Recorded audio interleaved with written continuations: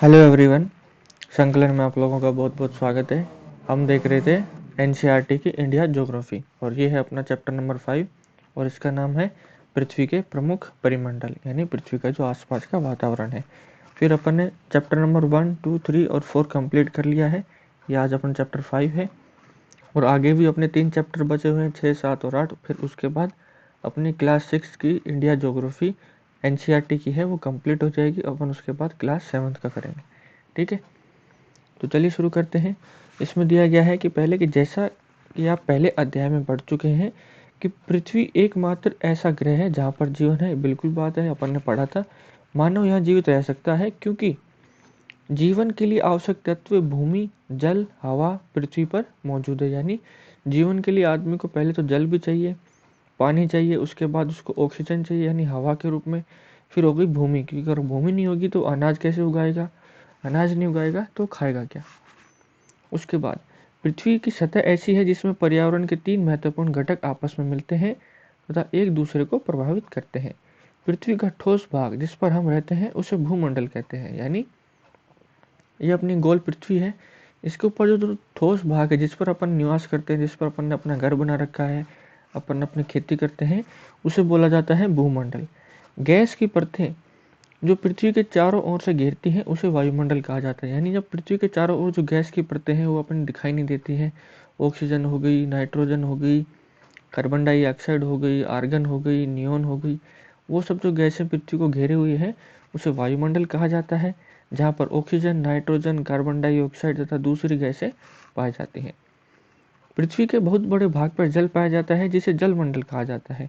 अपन ने देखा होगा कि पृथ्वी बहुत सा पृथ्वी पर नीला नीला सा है, कुछ ही हिस्सों में ऐसे भूमि है, बाकियों में ऐसे जल भरा हुआ है, इस बाकी क्षेत्र में जल है, तो इसको बोला जाता है जलमंडल।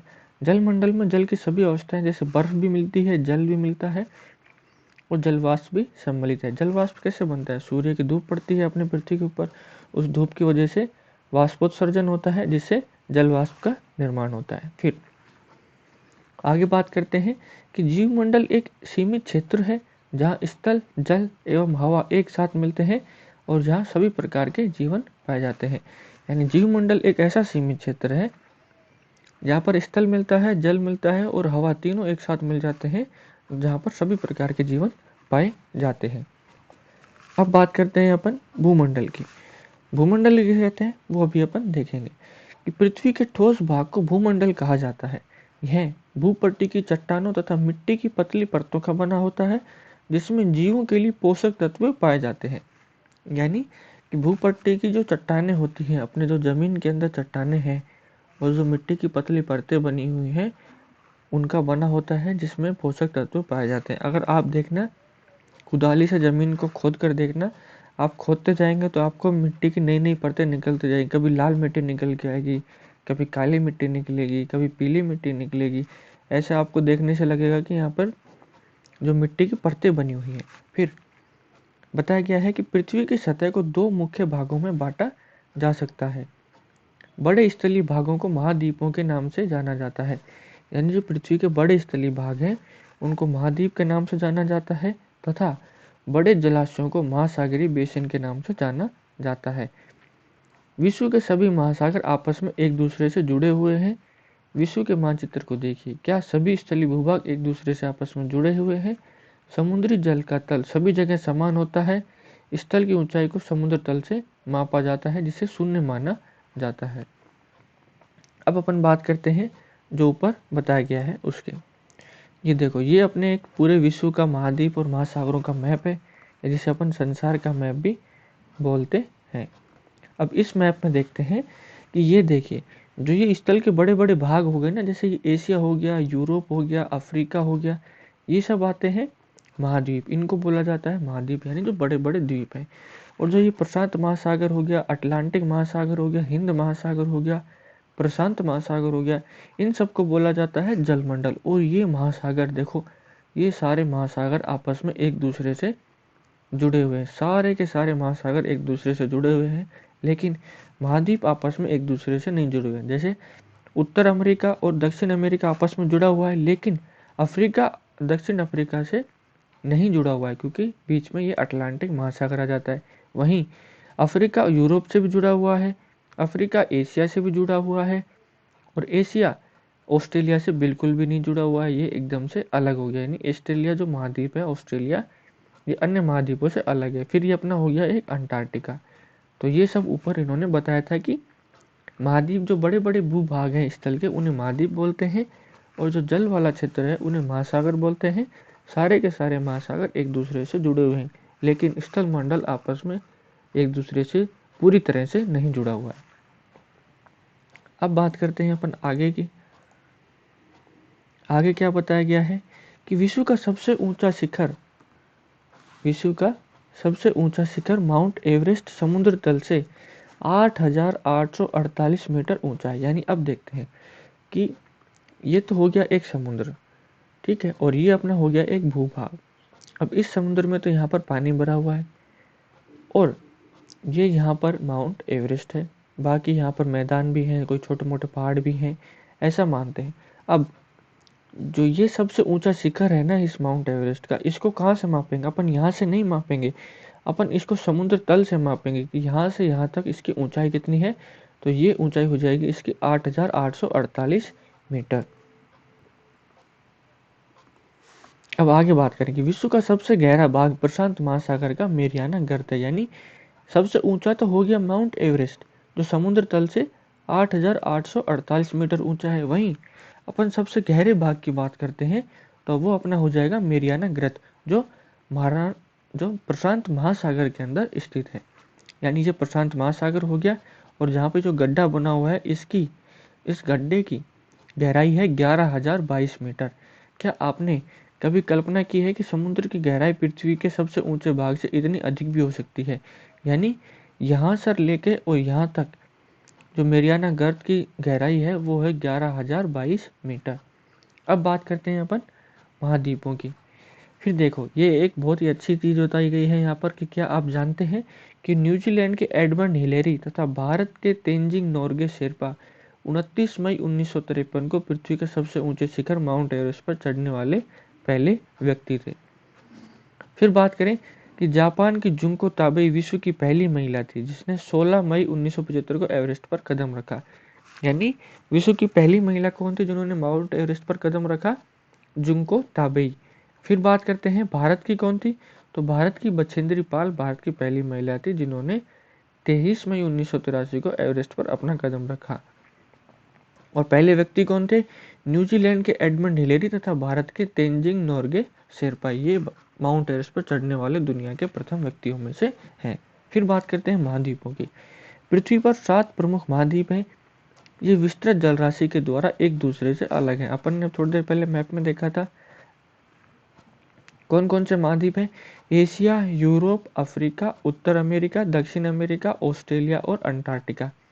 चित्र 5.1 में विश्व के मानचित्र को देखिए तथा ध्यान दीजिए कि इस तल का बहुत बड़ा भाग उत्तरी गोलार्ध में पाया जाता है। ठीक है, ये सब अपन ने देख लिया। अब बात करते हैं एशिया की। तो एशिया विश्व का सबसे बड़ा महाद्वीप है, ये भी चीज़ भी याद रखनी है। यह पृथ्वी के कुल क्षेत्रफल के 1/3 भाग पर फैला हुआ है। यानी जब पृथ्वी का कुल क्षेत्रफल है उसके 1/3 भाग पर खाली एशिया ही फैला हुआ है। फिर यह महाद्वीप पूर्वी गोलार्ध में स्थित है। कर्क रेखा इस महाद्वीप से होकर गुजरती है। एशिया के पश्चिम में यूराल पर्वत है जो इसे यूरोप से अलग करता है। यूरोप व एशिया के संयुक्त भूभाग को यूरेशिया यानी यूरोप व एशिया भी कहा जाता है। अब देखते हैं मैप में अपन। ये देखो, ये अपना हो गया एशिया और ये हो गया अपना यूरोप। अब ये यहाँ पर बना हुआ है यूराल पर्वत, ये एशिया और यूरोप को अलग करता है, और इन दोनों का मिश्रित भाग होगा यानी यूरोप और एशिया के मिश्रित भाग को बोला जाता है यूरेशिया। ये चीज भी अपने को याद रखनी है। यानी एशिया और यूरोप को अलग करने वाली पर्वत श्रृंखला कौन सी है? यूराल पर्वत। अब आगे बात करते हैं अपन दूसरे महाद्वीप के बारे में। फिर बात करते हैं यूरोप की। यूरोप एशिया से बहुत छोटा है। यह महाद्वीप एशिया के पश्चिम में स्थित है, बिल्कुल सही बात थी। आर्कटिक वृत्त इससे होकर गुजरता है। यह 3 तरफ से जल से घिरा हुआ है। ये चीज भी याद रखने लायक है कि कौन सा महाद्वीप है जो 3 तरफ से जल से घिरा हुआ है, तो अपना आंसर हो जाएगा उसमें यूरोप, और इसे आर्कटिक वृत्त होकर गुजरती है। अब बात करते हैं अफ्रीका महाद्वीप की, कि अफ्रीका एशिया के बाद विश्व का दूसरा सबसे बड़ा महाद्वीप है, यानी एशिया सबसे बड़ा महाद्वीप है और एशिया के बाद दूसरा नंबर आता है अफ्रीका का। विषुवत वृत्त यानी 0 डिग्री, या इसको बोला जाता है 0 डिग्री को बोलते हैं अपन भूमध्य रेखा, यानी भूमध्य रेखा इस महाद्वीप के लगभग मध्य से गुजरती है। बिल्कुल सही बात है। अफ्रीका का बहुत बड़ा भाग उत्तरी गोलार्ध में स्थित है। अब देखो मैप में देखते हैं अपन, ये देखते हैं अफ्रीका हो गया, ये अपना अफ्रीका हो गया, ये है 0 डिग्री यानी भूमध्य या विषुवत रेखा बोला जाता है। अब इन्होंने बताया गया है कि अफ्रीका का बहुत बड़ा भाग उत्तरी गोलार्ध में है। बिल्कुल सही बात बताई गई है, क्योंकि ये देखो इतना से यहाँ से लेकर यहाँ तक का भाग इसका उत्तरी गोलार्ध में है और बाकी बहुत ही छोटा भाग इसका दक्षिणी गोलार्ध में स्थित है। ये अपनी मकर रेखा हो जाएगी, ये है मकर रेखा, और ये वाली रेखा हो जाएगी कर्क रेखा। अब देखो एशिया से कर्क रेखा होकर गुजरती है, और अफ्रीका एक ऐसा महाद्वीप है जिससे कर्क रेखा, विषुवत रेखा और मकर रेखा तीनों रेखाएं गुजरती हैं। ये चीज भी अपने को याद रखनी है। देखो बाकी कोई सा भी ऐसा महाद्वीप नहीं है जिससे तीनों रेखाएं गुजरे। एशिया में खाली कर्क रेखा ही गुजरती है, ऑस्ट्रेलिया में मकर रेखा गुजरती है, दक्षिण अमेरिका में वो विषुवत रेखा यानी भूमध्य रेखा और मकर रेखा गुजरती है, वहीं उत्तरी अमेरिका में कर्क रेखा गुजरती है। लेकिन अफ्रीका में ही कर्क रेखा, विषुवत रेखा और मकर रेखा तीनों रेखाएं गुजरती हैं। अब आगे बात करते हैं कि यही एक ऐसा महाद्वीप है जिससे होकर कर्क रेखा, विषुवत रेखा तथा मकर रेखाएं तीनों गुजरती हैं।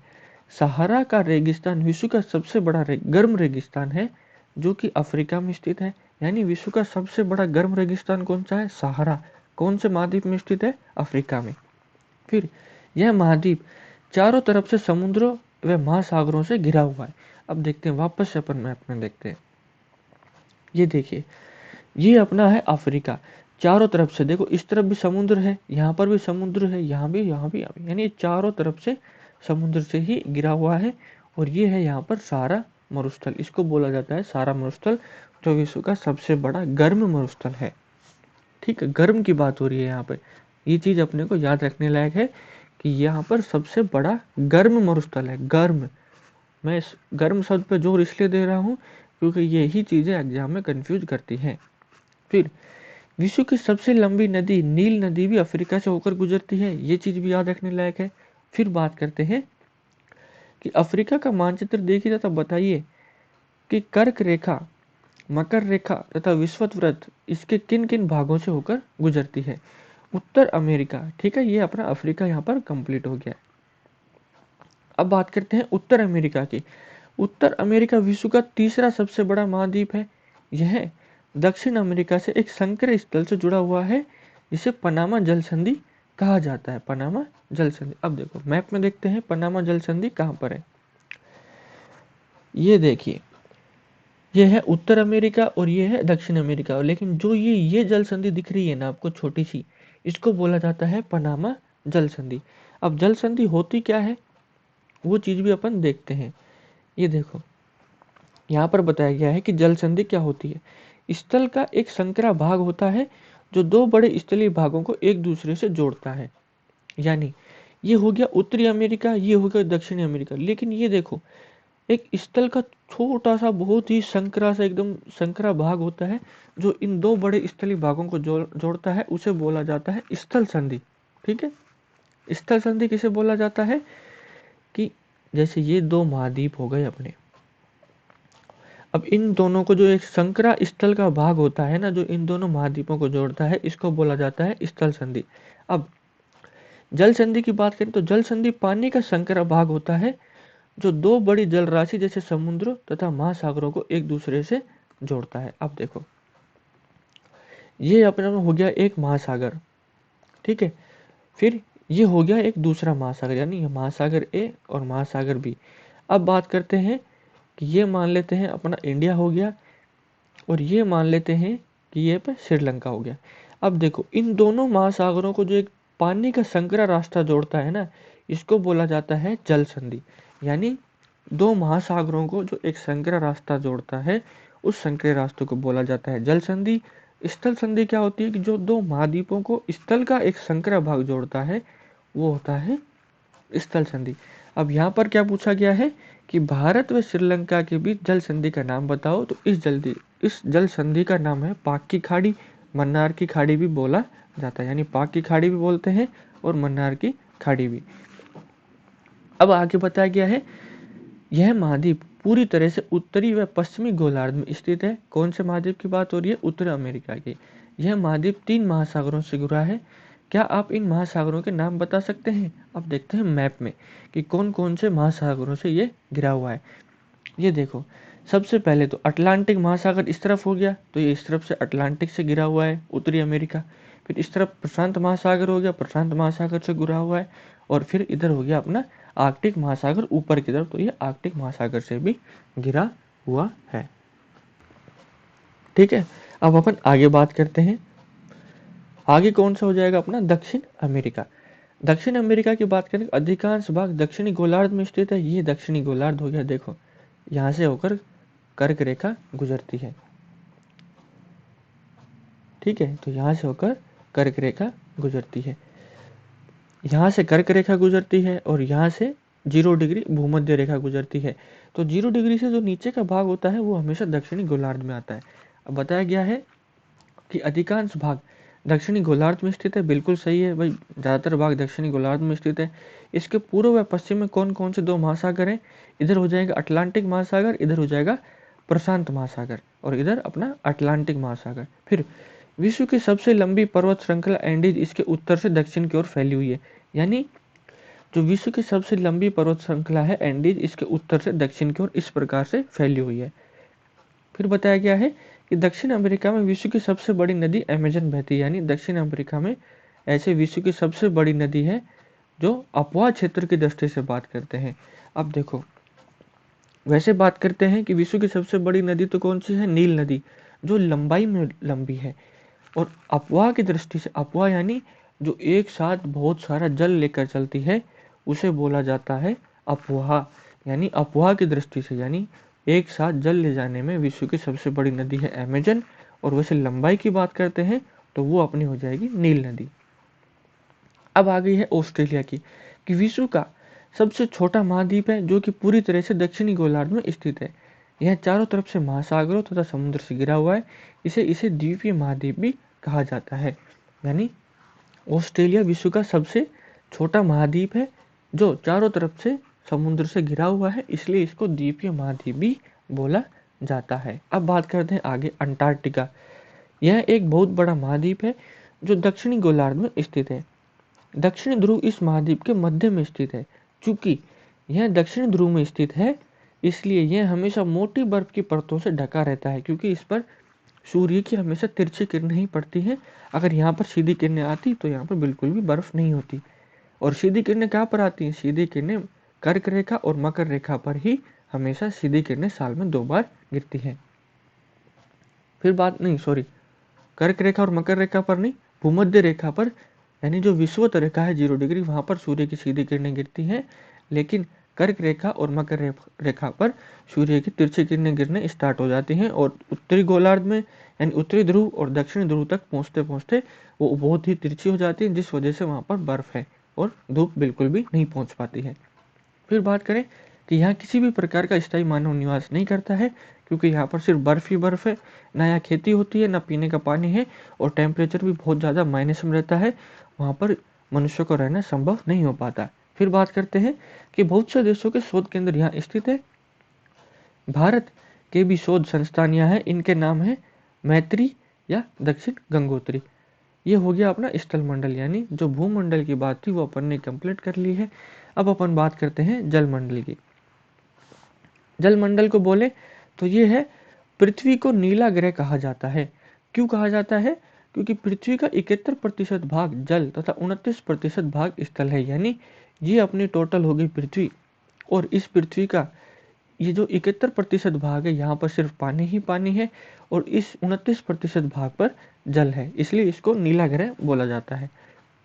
फिर बात करते हैं कि जल मंडल में जल के सभी रूप उपस्थित होते हैं। इसमें महासागर, नदियां, झीलें, हिमनदियां, भूमिगत जल व वायुमंडल की जलवाष्प सभी सम्मिलित की जाती है।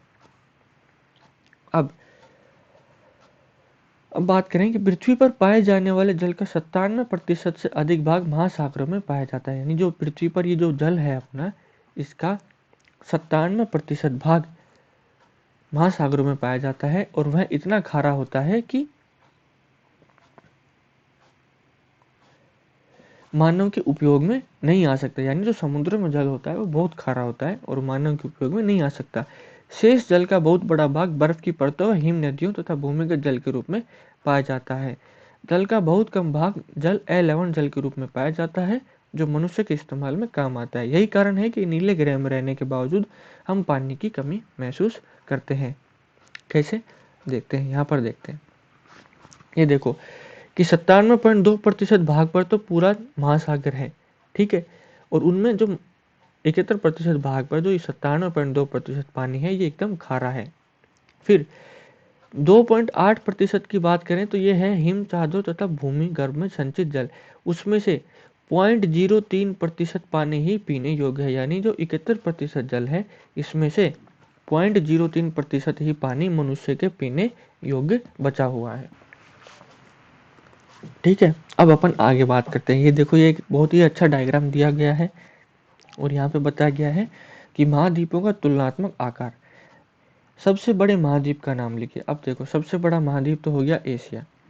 फिर बड़ा है, पूछा गया है कि कौन बड़ा है, यूरोप या ऑस्ट्रेलिया। अब देखो, बहुत ही आसान चीज है, कैसे पता करेंगे कि यूरोप बड़ा है या ऑस्ट्रेलिया। देखो, ये हो गया 1 2 3 4 5 6 7 8, यानी ऑस्ट्रेलिया में अपने 8 खाने होंगे। फिर यूरोप की बात करते हैं, 1 2 3 4 5 6 7 8 9 10, यानी यूरोप में अपने हो गए 10।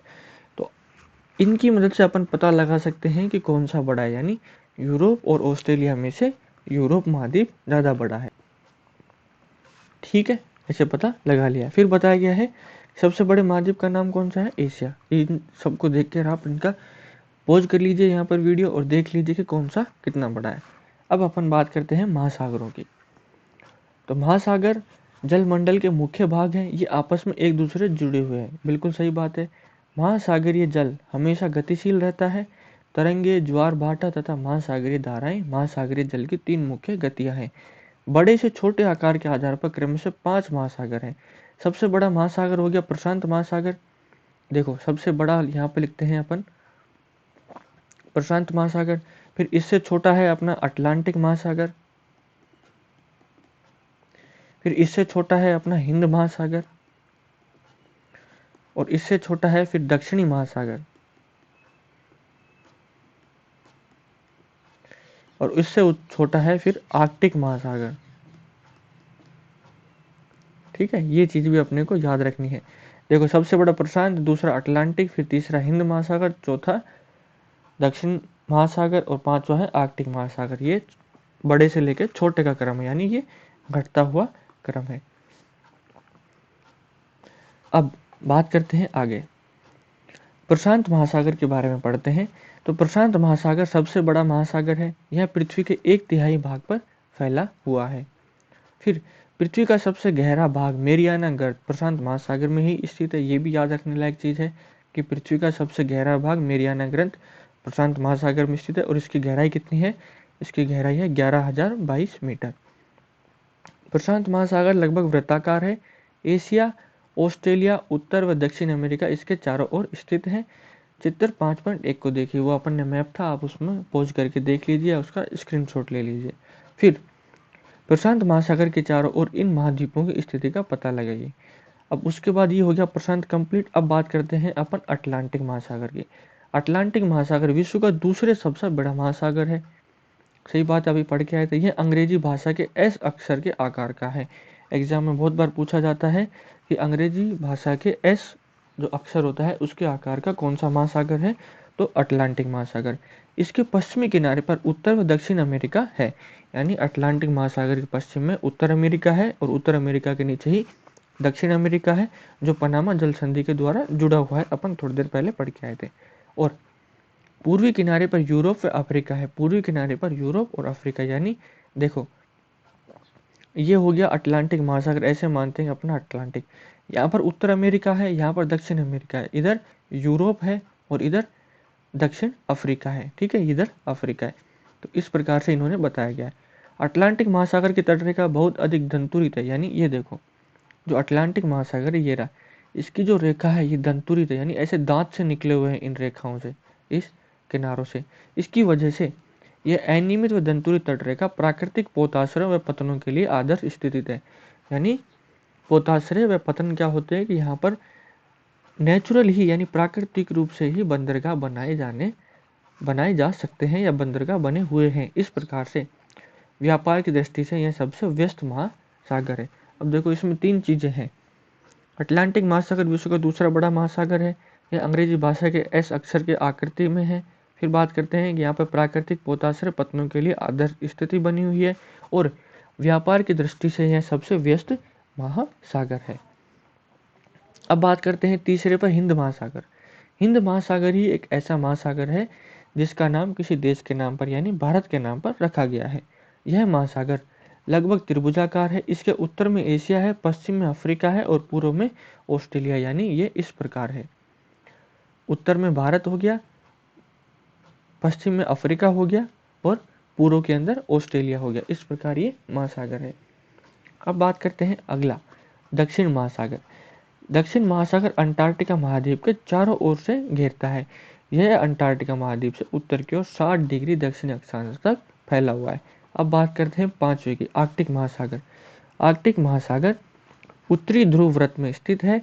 यह उत्तर ध्रुव के चारों ओर फैला है। यह प्रशांत महासागर से छिछले जल वाले एक संकरे भाग से जुड़ा है जिसे बेरिंग जल संधि के नाम से जाना जाता है। यह उत्तरी अमेरिका के उत्तरी तटों व यूरेशिया से घिरा हुआ है। ये चीज भी अपने को याद रखनी है। अपन ने महाद्वीप कंप्लीट कर लिए, महासागर कंप्लीट कर लिए। अब बात करते हैं अपन वायुमंडल की। अब वायुमंडल की बात करें, हमारी पृथ्वी के चारों ओर गैस की एक परत से घिरी हुई है। बिल्कुल सही बात है, अपन ने इस चैप्टर की शुरुआत में पढ़ लिया था कि पृथ्वी के चारों तरफ गैसों का एक घेरा बना हुआ है। फिर उसके बाद जिसे वायुमंडल कहा जाता है, वायु की पतली परत इस घेरे का महत्वपूर्ण व अटूट भाग है। यह हमें ऐसी वायु प्रदान करती है जिससे हम लोग सांस लेते हैं। यह वायुमंडल हम लोगों को सूर्य की कुछ हानिकारक किरणों से भी बचाता है। अब देखो, वायुमंडल 1600 किलोमीटर की ऊंचाई तक फैला हुआ है। यानी अपन बात करते हैं कि वायुमंडल की सूरज कितनी ऊंचाई है, यानी पृथ्वी की सतह से कितनी ऊंचाई तक वायुमंडल फैला हुआ है, तो 1600 किलोमीटर। वायुमंडल को उसके घटकों, तापमान तथा अन्य के आधार पर 5 परतों में बांटा जाता है। यानी जैसे अपन ने महाद्वीपों को बांटा है, कौन कौन से महाद्वीप थे, अपन ने महासागरों को बांट दिया। अब अपन बात करते हैं वायुमंडल की। वायुमंडल को कौन कौन सी 5 परतों में बांटा जाता है। इन परतों को पृथ्वी की सतह से शुरू करते हुए क्षोभ मंडल, समताप मंडल, मध्य मंडल, आयन मंडल व बहिर्मंडल कहा जाता है। अब देखो, ये होगी अपनी पृथ्वी की सतह। अब इन सतहों से शुरुआत करते हैं। ये हो गई अपनी सतह। अब सतह के बाद सबसे पहला आता है अपना क्षोभ मंडल। क्षोभ मंडल के बाद आता है अपना समताप मंडल। समताप मंडल के बाद मध्य मंडल, फिर आयन मंडल और उसके बाद बहिर्मंडल यानी अंतरिक्ष शुरू हो जाता है। ये परतें अपने को याद रखनी है, एग्जाम में इनका क्रम पूछा जाता है। पृथ्वी के सबसे नजदीक क्षोभ मंडल, फिर समताप मंडल, फिर मध्य मंडल, फिर आयन मंडल और उसके बाद बहिर्मंडल। ये 5 सतह हैं जो अपने को याद रखनी है। अब इसके बाद क्या बताया गया है कि वायुमंडल मुख्यतः ऑक्सीजन व नाइट्रोजन का बना है, जो साफ तथा शुष्क हवा का 99% भाग है। आयतन के अनुसार नाइट्रोजन 78% है, ऑक्सीजन 21% है तथा दूसरी गैसें जैसे कार्बन डाइऑक्साइड और ऑर्गन इत्यादि की मात्रा 1% है। यानी जो पूरा वायुमंडल है, उस पूरे वायुमंडल में 98% तो नाइट्रोजन पाई जाती है, 21% ऑक्सीजन पाई जाती है और जितनी बाकी बची गैसें हैं, जितनी भी गैसें बची हैं, वो सब मिला के 1% है। ऑक्सीजन सांस लेने के लिए आवश्यक होती है। अपन ने बहुत पढ़ा होगा साइंस में कि बिना ऑक्सीजन के हम जीवित नहीं रह सकते, जबकि नाइट्रोजन प्राणियों की वृद्धि के लिए आवश्यक है।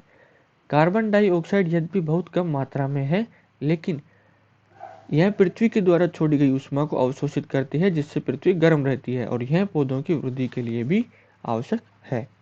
ठीक है, यानी कहने का मतलब ये है कि जो कार्बन डाइऑक्साइड है वो है तो बहुत कम, लेकिन वो क्या करती है कि जो पृथ्वी से ऊष्मा निकलती है उस ऊष्मा को वो अवशोषित कर लेती है, जिससे हमारी पृथ्वी का तापमान बढ़ जाता है, और उस तापमान की वजह से पृथ्वी में ग्लोबल वार्मिंग की समस्या उत्पन्न हो रही है। और ये जरूरी भी इसलिए है क्योंकि इससे कार्बन डाइऑक्साइड से पेड़ अपना भोजन बनाते हैं, और अगर पेड़ों को कार्बन डाइऑक्साइड नहीं मिलेगी तो उनकी वृद्धि बिल्कुल भी नहीं होगी। फिर आगे बताया गया है कि ऊंचाई के साथ वायुमंडल के घनत्व में भिन्नता आती है। यह घनत्व समुद्र तल पर सबसे अधिक होता है। जैसे जैसे हम ऊपर की ओर जाते हैं यह तेजी से घटता जाता है। आप जानते हैं कि पहाड़ों पर पर्वतारोही होते हैं जो पहाड़ों पर चढ़ते हैं, को हवा के घनत्व में कमी के कारण सांस लेने में कठिनाई होती है, और ऊंचाई पर सांस लेने के लिए उन्हें अपने साथ ऑक्सीजन सिलेंडर ले जाना पड़ता है। यानी जैसे ही हम पृथ्वी के नज़दीक रहेंगे, यानी पृथ्वी की सतह के नज़दीक रहेंगे, तो वहाँ पर वायु घनत्व अधिक रहेगा, जिससे हमें सांस लेने में कोई परेशानी नहीं होगी। जैसे जैसे अपन पृथ्वी की सतह से ऊपर जाते जाएंगे, यानी दूर होते जाएंगे, वैसे वैसे घनत्व कम होता जाएगा और ऑक्सीजन की कमी होती जाएगी, जिसकी वजह से हमें सांस लेने में तकलीफों का सामना करना पड़ता है। फिर बताया गया है कि जैसे जैसे हम ऊपर की ओर जाते हैं तो तापमान भी घटता जाता है। वायुमंडल पृथ्वी पर दबाव डालता है। यह एक स्थान से दूसरे स्थान पर अलग होता है। कुछ क्षेत्रों में हम अधिक दबाव महसूस करते हैं, जबकि कुछ क्षेत्रों में कम। वायु उच्च दाब से निम्न दाब की ओर बहती है। गतिशील वायु को पवन कहा जाता है।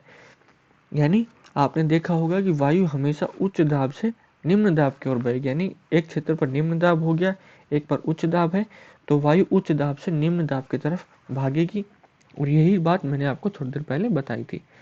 और देखो ये डायग्राम देखते हैं, ये डायग्राम है जैवमंडल का। यानी जैवमंडल किसे कहते हैं? जहाँ पर वायुमंडल भी हो, और जहाँ पर स्थल मंडल भी हो, और वहाँ पर जल मंडल भी हो। यानी जहाँ पर ये तीनों मंडल आपस में मिलते हैं वो कहलाता है जैवमंडल। अभी इसी की बात करेंगे। ये देखो जीवमंडल आ गया अपना। जीवमंडल क्या है कि जीवमंडल स्थल, जल तथा हवा के बीच का एक सीमित भाग है। यह वह भाग है जहाँ जीवन मौजूद है। यहाँ जीवों की बहुत सी प्रजातियां हैं जो कि सूक्ष्म जीवों तथा बैक्टीरिया से लेकर बड़े स्तनधारियों के आकार में पाई जाती हैं। मनुष्य सहित सभी प्राणी जीवित रहने के लिए एक दूसरे से तथा जीवमंडल से जुड़े हुए हैं। यानी अगर जलमंडल नहीं होगा तो भी जैवमंडल नहीं हो सकता, अगर वायुमंडल नहीं होगा तब भी जैवमंडल विकसित नहीं हो सकता। यानी इन जैवमंडल के विकसित होने के लिए इन तीनों वायुमंडलों का होना बहुत ही आवश्यक है। फिर बात करते हैं कि जीवमंडल के प्राणियों को मुख्यतः दो भागों में, जंतु जगत एवं पादप जगत में विभक्त किया जाता है। यानी दो भागों में विभक्त किया गया है। पहला आता है जंतु जगत, जिसमें अपन जीव जंतु आते हैं सारे, और पादप जगत में यहाँ पर सारे पेड़ पौधे आ जाते हैं। पृथ्वी के ये तीनों परिमंडल आपस में पारस्परिक क्रिया करते हैं तथा एक दूसरे को किसी न किसी रूप में प्रभावित करते हैं। उदाहरण के लिए लकड़ी तथा खेती के लिए वनों को काटा जाए तो इससे ढलुआ भाग पर मिट्टी का कटाव तेजी से होने लगता है। यानी देखो, ये जैसे कोई अपना पठार है या पहाड़ है मान लेते हैं, और यहाँ पर बहुत सारे ऐसे पेड़ लगे हुए।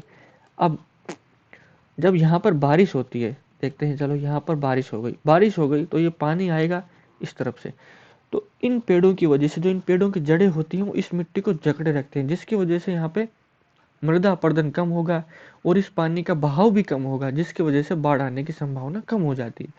लेकिन हम वनों को काट देंगे, यानी इन वनों को यहाँ से अपन काट देंगे तो मिट्टी का कटाव तेजी से होने लगता है। यानी फिर जो मिट्टी है वो यहाँ से मिट्टी का अपरदन हो जाएगा, बहुत तेजी से हो जाएगा, यहाँ पर पेड़ तो है ही नहीं रोकने के लिए, और उसके बाद यहाँ पर बाढ़ आने की संभावना भी बढ़ जाती है, क्योंकि पानी के बहाव को रोकने के लिए कोई साधन बचा ही नहीं है। इस प्रकार प्राकृतिक आपदाएं जैसे भूकंप से पृथ्वी की सतह में परिवर्तन होता है। हाल ही में सुनामी के कारण अंडमान व निकोबार द्वीप समूह का कुछ भाग पानी में डूब गया है। झीलों तथा नदियों में दूषित पदार्थों के प्रभावित होने से उनका जल मानव के इस्तेमाल के लायक नहीं रह जाता। यानी जो अपनी नदियां हैं, जो अपनी झीलें हैं, उनके जल को अपन दूषित कर देंगे तो अपने लिए पीने का जो पानी है वो बिल्कुल भी नहीं बचेगा, क्योंकि पीने का पानी मात्र कितना है पृथ्वी के ऊपर 0.03% ही जल पीने योग्य है पूरी पृथ्वी के जल के पूरे जल में से। फिर यह जल दूसरे जीवों को भी नुकसान पहुंचाता है। जो पानी में रहने वाले जीव हैं उनको भी ये दूषित जल नुकसान पहुंचाता है, क्योंकि इसके अंदर केमिकल मिल जाते हैं। फिर उद्योगों, तापीय विद्युत संयंत्रों तथा गाड़ियों का उत्सर्जित पदार्थ वायु को प्रदूषित करता है। कार्बन डाइऑक्साइड वायु का एक महत्वपूर्ण घटक है, लेकिन कार्बन डाइऑक्साइड की मात्रा में वृद्धि के कारण पृथ्वी के तापमान में वृद्धि हो रही है। इसे भूमंडलीय तापमान कहा जाता है, यानी ग्लोबल वार्मिंग कहा जाता है। इसलिए भूमंडल, वायुमंडल तथा जल मंडल के बीच प्राकृतिक संतुलन को बनाए रखने के लिए पृथ्वी के संसाधनों की सीमित उपयोग की आवश्यकता है। तो ये हो गया अपना चैप्टर नंबर कंप्लीट। अपन ने पढ़ लिया है ये चैप्टर नंबर 5, जिसका नाम है, क्या नाम था चैप्टर का नाम था पृथ्वी के प्रमुख परिमंडल। इस परिमंडलों के बारे में अपन ने एक एक करके पढ़ लिया है।